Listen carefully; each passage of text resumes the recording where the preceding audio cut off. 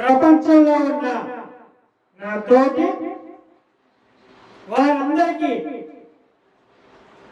శుభాభి వందనాలు తెలియజేస్తూ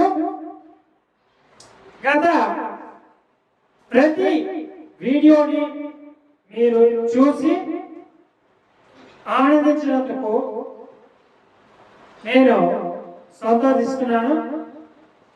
అలాగే అనేక మందికి ప్రతి వీడియోని కూడా షేర్ చేసి అనేక మందికి ఈ సత్యాలను తెలియజేయాలని విన్నపం.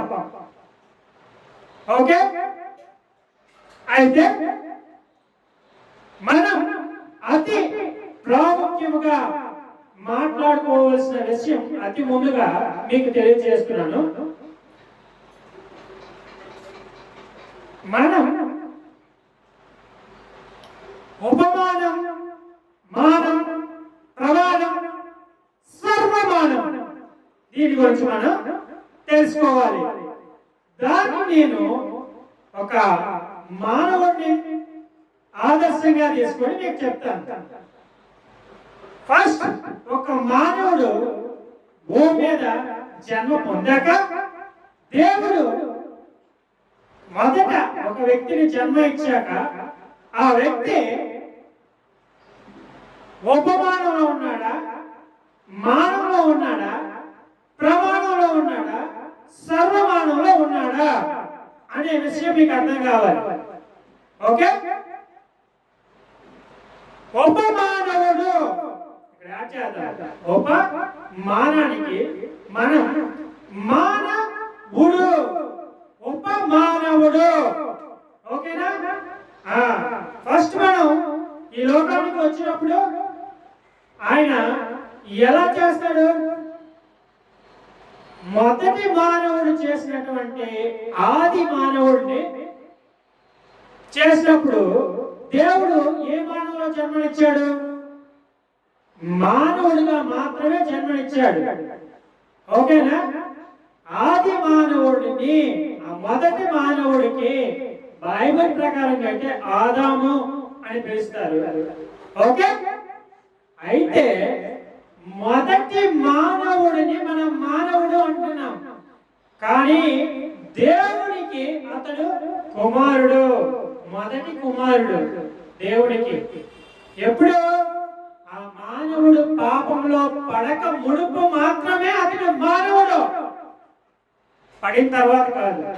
పడిన తర్వాత అతని మానవ విషయంలో ఏమైపోయాడు? మరణం చెందాడు, చనిపోయాడు, బ్రతికిలేడు.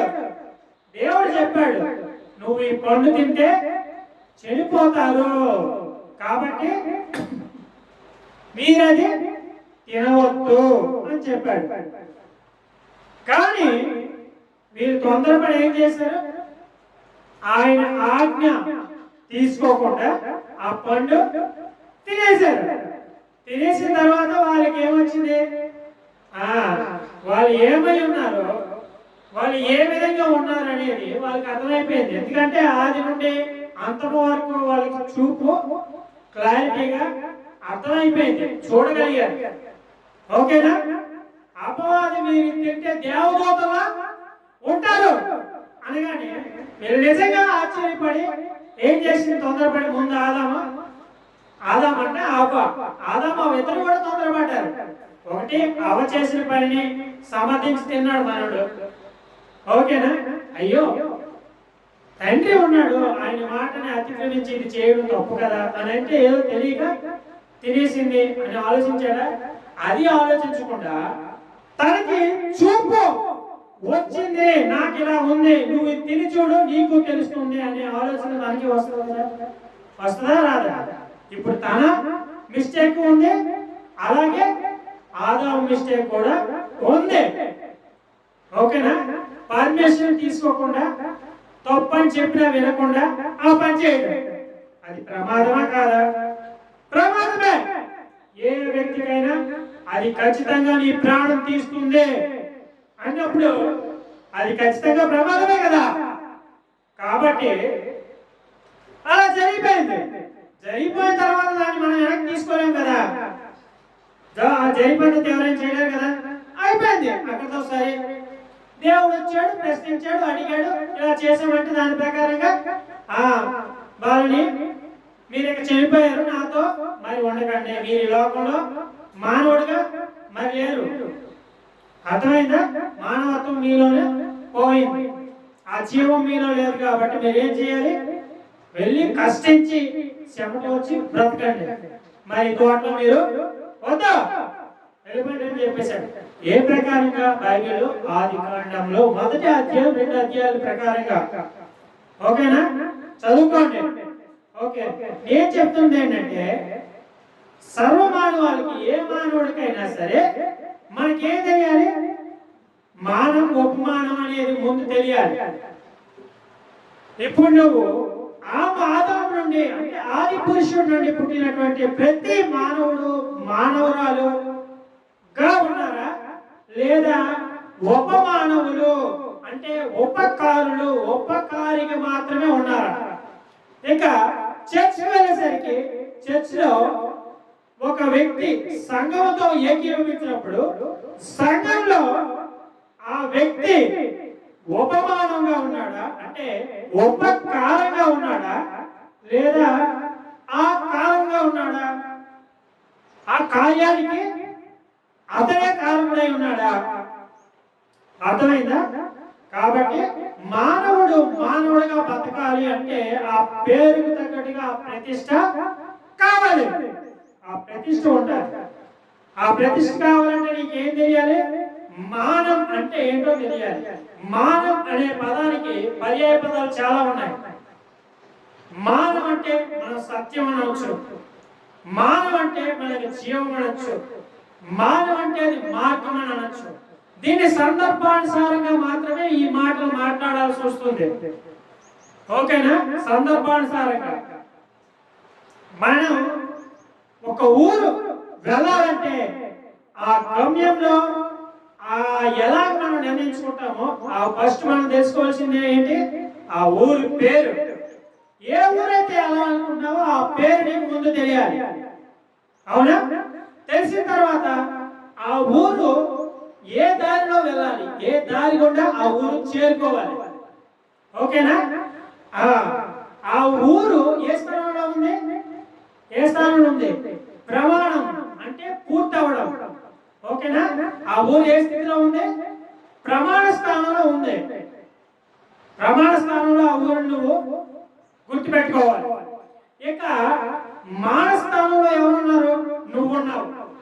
నువ్వు ఏ స్థానంలో ఉండాలి? అప్పుడు మానవ స్థానంలో ఉండాలి. ఓకే. ఇక ఉపమానవుడు, నువ్వు మానవుడు అయితే నీకు ఉపమానుడు కావాలి. ఉపమానుడు కావాలి, ఎందుకంటే నీకు తెలియదు కాబట్టి నువ్వు ఎవరి దగ్గరికి వెళ్ళి ఆ ఊరు ఎలా వెళ్ళాలి, ఏ దారి గుండా వెళ్ళాలి అనేది నువ్వు కనుక్కోవాలి. అప్పుడు నువ్వు ఎవరు కావాలి? నీకు ఉపమానవుడు, ఉపకారి కావాలి.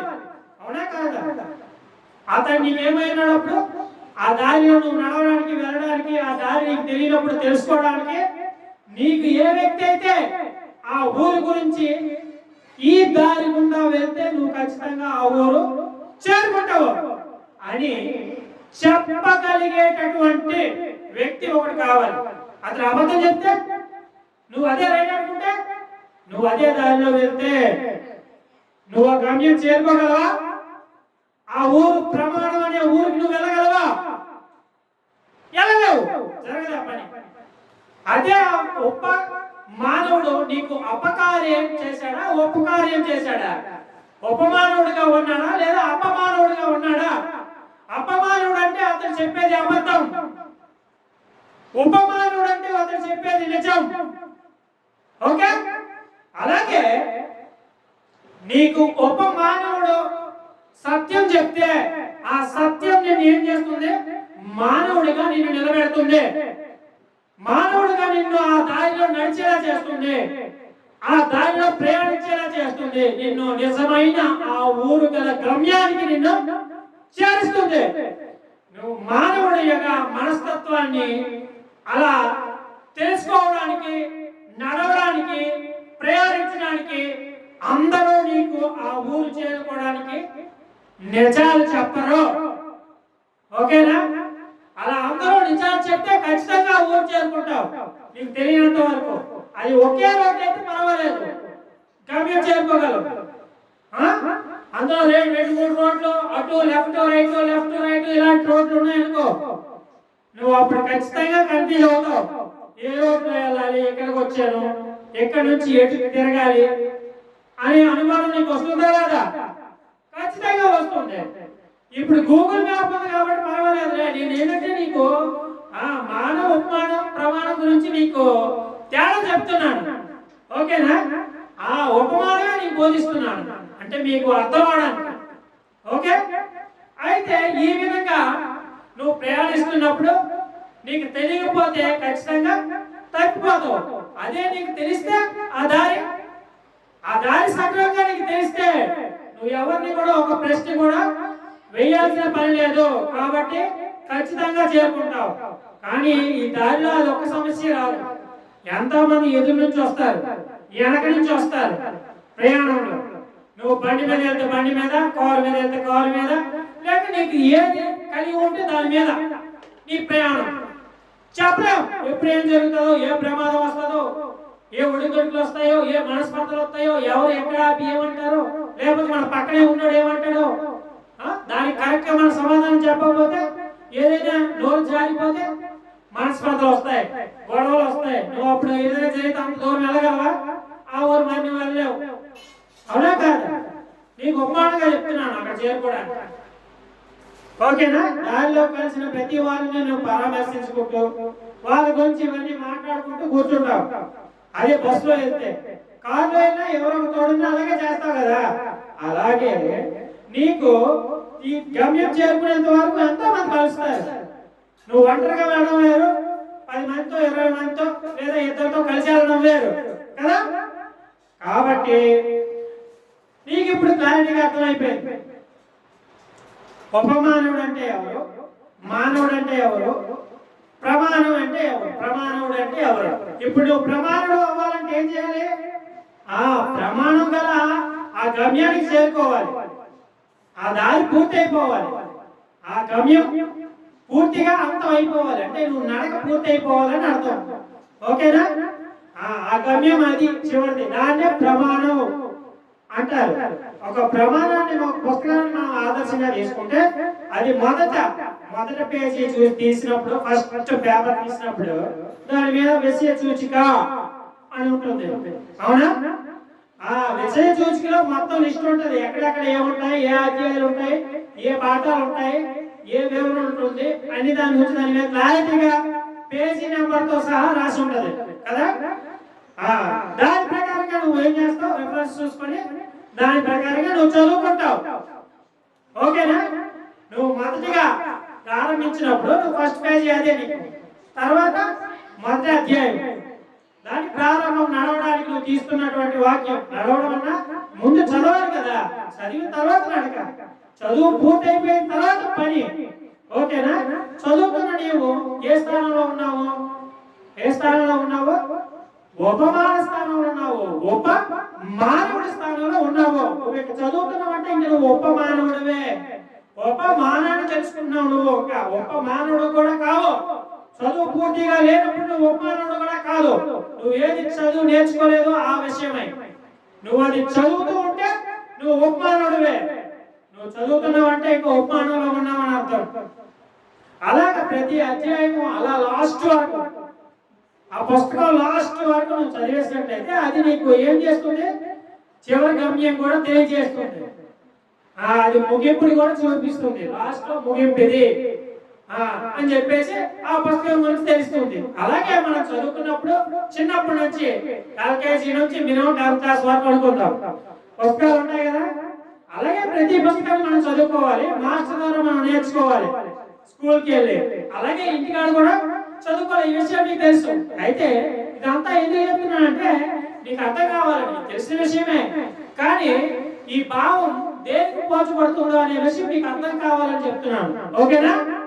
అది ఇప్పుడు ఉపమానం నేను నేర్చుకున్న తర్వాత నీ నడక ఏమవుతుంది? అప్పుడు నీ నడక మానవుడు అవుతావు. మానవుడుగా నువ్వు బతకడానికి ప్రయాసపడతావు, తర్వాత నువ్వు చేసేది నడక కాబట్టి, పని కాబట్టి, పనే నడక అంటారు. అలా నడుస్తున్నప్పుడు నువ్వు మానవుడివే. ఉపమానంగా నువ్వు నేర్చుకున్న నువ్వు ఉపమానంగానే మిగిలిపోతావా, లేదా మానవుడు అవుతావా? అంటే పని చేస్తావా? నువ్వు ఉపమానుడుగా ఉంటావా లేదా మానవుడుగా ఉంటావా? అంటే దీన్ని బట్టి ఏమర్థమైంది?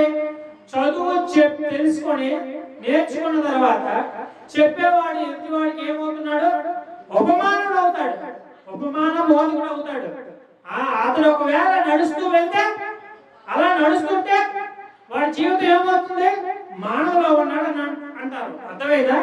మానవుడుగా బ్రతుకుతున్నాడు, జీవిస్తున్నాడు అని అర్థం, పని చేస్తున్నాడు అని అర్థం. అలా జీవిస్తున్నప్పుడు ఎక్కడికి చేరుకోవాలి? చివరికి చేరుకోవాలి అని అర్థం. అంటే మొత్తం పూర్తి అయిపోవాలి, తన చదువు పూర్తి అయిపోవాలి, అలాగే ఆ పని కూడా చేస్తూ ఉండాలి చివరి వరకు. ఎప్పటి వరకు చేయాలి? గమ్యం చేరుకునేంత వరకు. తను ఏదైతే సాధించాలనుకుంటున్నాడో, ఏదైతే పూర్తి చేయాలనుకుంటున్నాడో, ఏ కోర్స్ అయితే చదువుకున్నాడో ఆ ఫలితము, ఆ పని రెండు పొందాలని. ఓకేనా? అది మానవుడి నుండి మళ్ళీ ప్రమాణుడికి వెళ్దాం. ప్రమాణుడు అంటే ఏంటి? ఆ ఫలితం పొందిన తర్వాత నువ్వు అప్పుడు ప్రమాణుడు అవుతావు. ఆ పని పూర్తి చేశాక నువ్వు అప్పుడు ఆ ప్రమాణ విషయంలో మొదటి మానవుడు అవుతావు, ప్రమాణుడు అవుతావు. ఏది చదివితే అది ఆ విషయంలో. నువ్వు డాక్టర్ కోర్స్ చదివితే డాక్టర్ గా, కలెక్టర్ కోర్స్ చదివితే కలెక్టర్ గా, అది పూర్తి అయిపోయిన తర్వాత ఆ కోర్స్ పూర్తి అయిపోయి ఆ పని కూడా నువ్వు చేయడానికి వెళ్ళాలి, తెలుసుకోవాలి దాని గురించి ఎలా చేయాలి అంటే. అలాగే దేవుడు కుమారుడు కావాలంటే ఏం చేయాలి? దేవుడి కుమారుడు కావాలంటే ఏం చేయాలి? దానికి కూడా నువ్వు ఎక్కడి నుంచి మొదలెట్టాలి? గొప్ప మానవుడి నుంచి మొదలెట్టాలి. గొప్ప మానవుడు అంటే ఏం చేయాలి? గొప్ప మానవుడి నుంచి తెలుసుకోవాలి. ఉపమానం కూడా తెలియదంటే, నీకు అది పూర్తిగా తెలియదంటే నువ్వు ఇంకెక్కడున్నావు? ఆ ప్రమాణ విషయంలో, ఆ పుస్తకం విషయంలో నువ్వు ఇంకా అపమానంలో ఉన్నావు, దాని గురించి నీకు తెలియదని అర్థం. అలాంటి వారికి ఏం చేస్తారు క్రైస్తవులు? అన్యులు అంటారు. క్రైస్తవులు ఏమంటారు అంటే అటువంటి వారిని, ఆ ప్రమాణం తెలియని వారిని అన్యులు అంటారు. అయితే నువ్వు ఆ ప్రమాణం గురించి నమ్మడానికి, తెలుసుకోవడానికి నువ్వు వచ్చినప్పుడు అప్పుడు నేను ఉపమానుడుగా ఎంచుకుంటారు. ఓకేనా? అది నువ్వు చదువుకుంటా అంటే ఉపమానం నేర్చుకుంటావు అని అర్థం. అర్థమైందా? అలా ఉపమానాన్ని, మానం అంటే జీవితాన్ని, ప్రమాణం అంటే అది పూర్తి చేయడాన్ని, నడవడాన్ని మానవ ఉపమానం ప్రమాణం అంటారు. ఇది పూర్తవడం, ప్రమాణం పూర్తవడం అంటే పద్ధతి ఇది. ఓకేనా? అది దేవుడు పెట్టినటువంటి ఆత్మీయ జీవితానికి అయితే అలా నువ్వు ప్రయాణిస్తున్నప్పుడు ఆ ప్రమాణం తీసుకొని, ఆ ప్రమాణం కోసం నువ్వు వాగ్దానం తీసుకొని, అంటే ప్రమాణం వాగ్దానం చేయడం అన్న ప్రమాణంగా ఒకటే పర్యాయ పదాలు. అలా నువ్వు నడవాలి.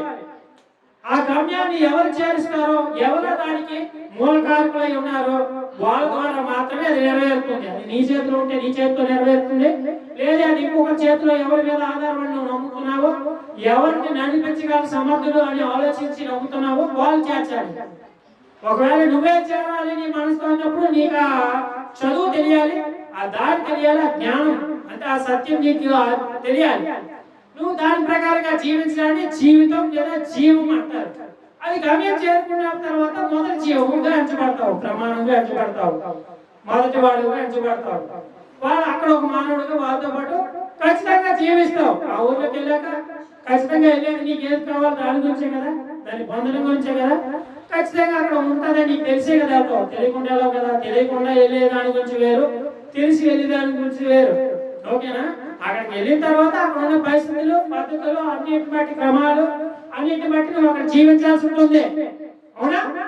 అంటే అది కాబట్టి దేవుడు కూడా ఆ పద్ధతిగానే ఉన్నాడు. ఎక్కువ సర్వమానం.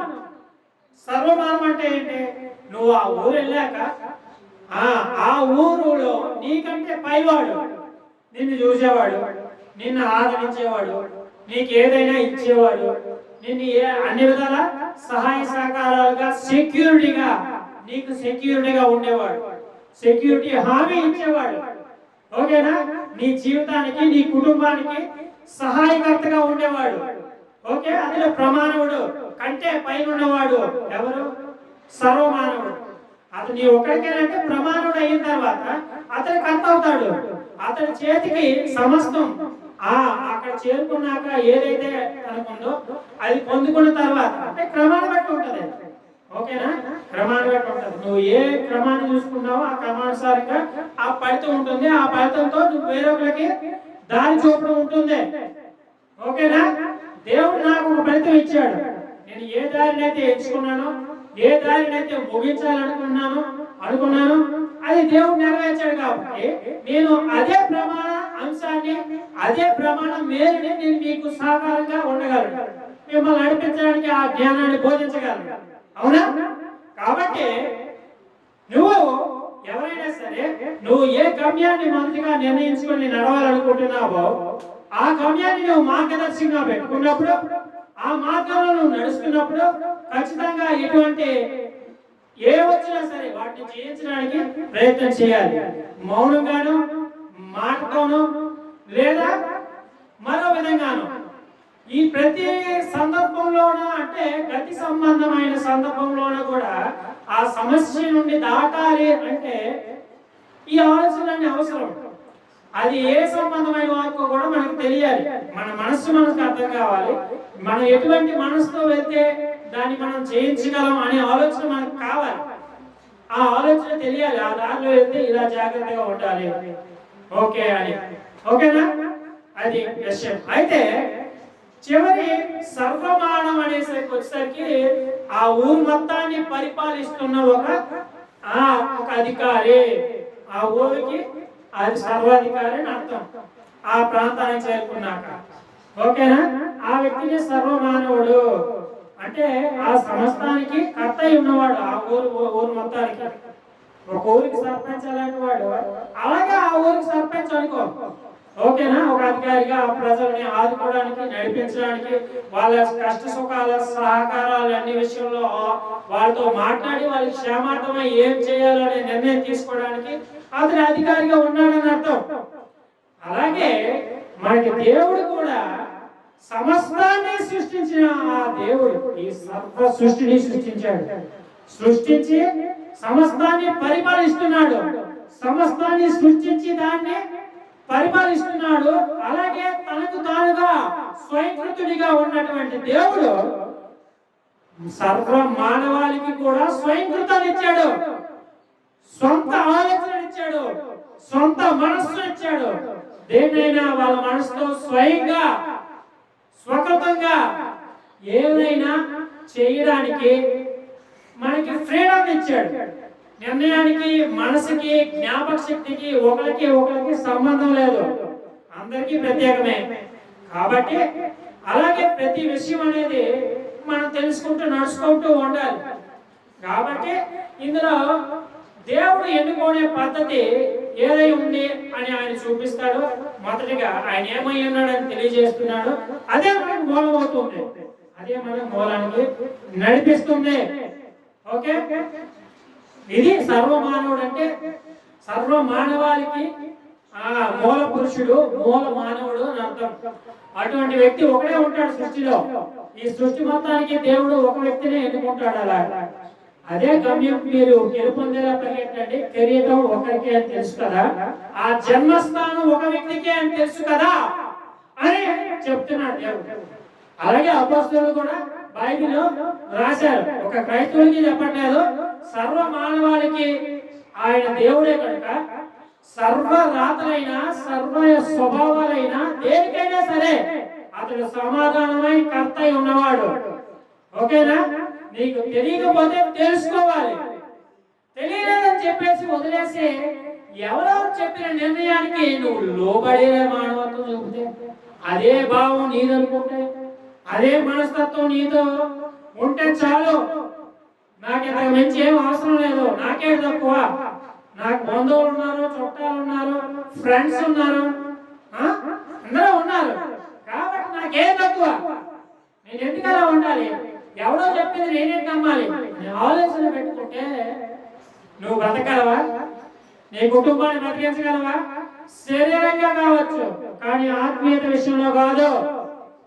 ఆత్మీయత విషయంలో దాని విషయాలను అర్థం చేసుకునే మనస్తత్వం కావాలి, నేర్చుకోవాలి, నేర్చుకుంటూ పరిగెట్టాలి. తప్పదు. అది మనకి ధన్యతే, ఘనతే, కానీ అవమానం కాదు, అపహాస్యం కాదు. ఓకేనా? కాబట్టి సమర్థతను ఎంచుకోండి, సమర్థులుగా ఉండండి, సమర్థించుకోండి, చదువుకోండి. ఓకేనా? నేను పదే పదే ఎందుకు చెప్తున్నానంటే మీరు మర్చిపోయేటటువంటి మనస్సు మానవ యొక్క నట జీవితానికి ఉంది. ఎందుకంటే అది అన్ని విధాల సమర్థతను ఇవ్వదు, కానీ దాని విషయంలో మనల్ని నేరస్థాపన చేస్తుంది, మనల్ని కొంగ చేస్తుంది, దేనికైనా తీసుకెళ్తుంది, ఏ స్థితికైనా. ఎందుకంటే అందులో 6 స్టెప్స్ ఉంది, చెప్పాను కదా. 6 శత్రువులు ఉన్నారు.